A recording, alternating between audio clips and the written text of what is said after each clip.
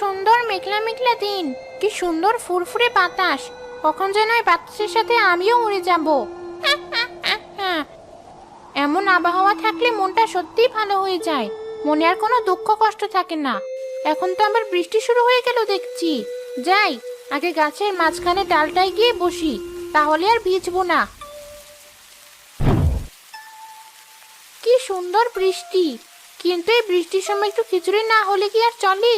বেঁচে থাকতে এমন দিনে স্বামী ছেলে মেয়েদের সাথে নিয়ে কত খিচুড়ি রেঁধে খেয়েছি, অথচ শাকচুন্নি হওয়ার পর একদিনও তা খাওয়া হলো না। কি আর করার, এখন এই গাছের ডালে শুয়ে শুয়ে বৃষ্টি দেখি।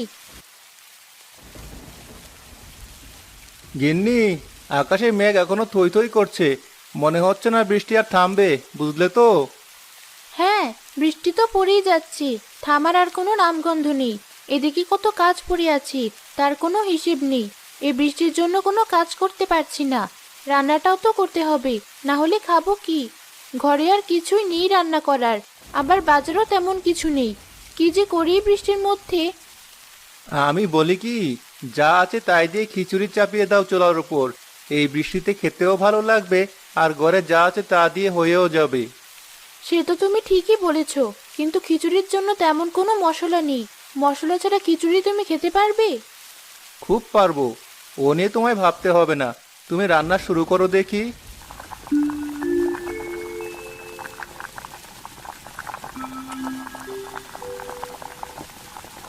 আরে বাহ, কি সুন্দর গন্ধ ছড়িয়েছে! তোমার হাতে রান্নার জবাব নেই। মশলা ছাড়াই কেমন সুন্দর গন্ধ ছড়িয়েছে দেখো।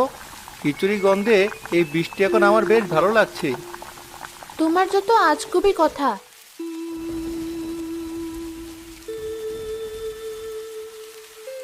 আরে, খিচুড়ির গন্ধ বেশি আসছে না? মনে হচ্ছে ওই বাড়ি থেকেই আসছে। কি দারুণ গন্ধ! ওই বাড়িতেই যাই। মনটা এমনিতেই খিচুড়ি খিচুড়ি করছিল, তার মধ্যে আবার এমন গন্ধ নাকে এলে কি আর খিচুড়ি না খেয়ে থাকা যায়?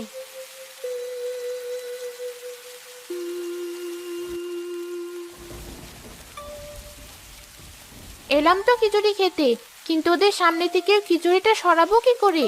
আর আমাকে দেখে ফেললেও তো সর্বনাশ হয়ে যাবে। আমি বরং অদৃশ্য হয়ে থাকি, একটু অপেক্ষা করি, আগে দেখি কি করে, তারপর সুযোগ বুঝে খিচুড়ি নিয়ে হাওয়া হয়ে যাব।